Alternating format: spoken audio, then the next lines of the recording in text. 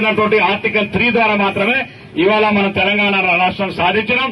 తెలంగాణ రాష్ట్రం ఇచ్చింది శ్రీమతి సోనియా గాంధీ గారు. కాబట్టి ఇవాళ తెలంగాణ రాష్ట్రం అని మనం గర్వంగా చెప్పుకొని ఇవాళ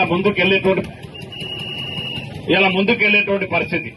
అందుకనే ఇవాళ నేను చాలా మందికి అదే హక్కులో ఇవాళ చాలా మంది మనకు కొన్ని అభిప్రాయాలు ఉంటాయి. అభిప్రాయ భేదాలు వేరు, ఈ రకరకాల అభిప్రాయాలు ఉంటాయి.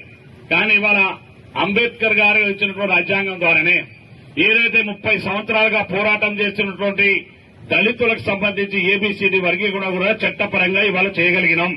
సుప్రీంకోర్టు కమిషన్ ఇచ్చింది. గౌరవ ముఖ్యమంత్రి గారు ఈ సమస్యను పుండు ఎప్పుడు ఉంటే అది మానదు. దానికి ఎక్కడో ధర పుండిపోయిన షుగర్ వచ్చింది, కాలు పోయింది, దాని నరకపోతే మొత్తం బాడీకి వస్తే మెదడుకు వస్తే అక్కడ ప్రాణం పోతుంది. అందుకనే ఇవాళ ఎవరు చేయనటువంటి సాహసం ఈ ప్రభుత్వం రేవంత్ రెడ్డి గారు చిత్తశుద్దితోటి అన్ని వర్గాలకు ఉన్నటువంటి దళిత వర్గాల్లో ఏబీసీడీ వర్గీకరణ చేసి అన్ని వర్గాలకు న్యాయం చేసి అందరితోటి శభాష్ అనిపించుకొని ఇవాళ అన్ని వర్గాల సమాన న్యాయం